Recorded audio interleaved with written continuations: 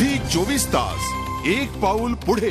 Gadchiroli police जिल्हा प्रशासनाचे अधिकारी एका अनोख्या विवाह सोहळ्यामध्ये सहभागी झाले। नक्षल चळवळीत असताना फुललेल्या प्रेमाला लग्नगाठीत अडकवण्यासाठी पोलिसांनी हा लग्न सोहळा आयोजित केला। चळवळीत विवाहाची मुभा नसल्याने या प्रेमी जोडप्याने चळवळ सोडून मुख्य प्रवाहात येणं पसंत केलं आणि घडून आला हा लग्नयोग। कारण याला पार्श्वभूमी आहे ती त्यांच्या आधीच्या जीवनाची।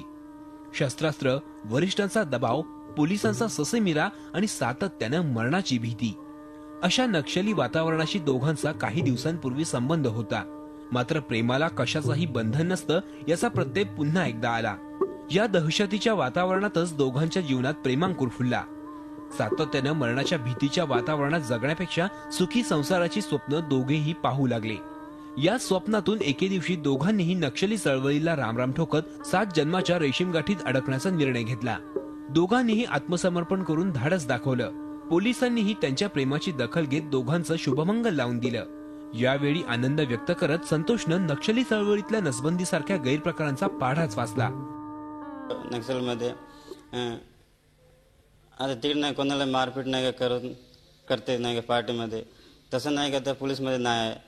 पोलीसमध्ये नाही का असं चांगलं प्रेम न बोलून नाही का चांगलं व्यवस्था नाही करून देता येते। नक्षलवाद्यांचे पुनर्वसन ही सरकारची जबाबदारी आहे। या जबाबदारीच्या जाणीवेतूनच दोघांचं लग्न लावून दिल्याचं पोलिसांनी सांगितलं। नक्षली चळवळीत प्रेम, नाती अशा गोष्टींना कोणतंही स्थान नसतं।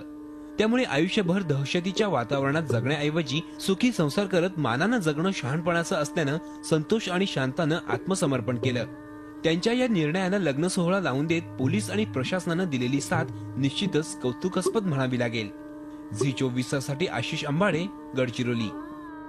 झी 24 तास एक पाऊल पुढे।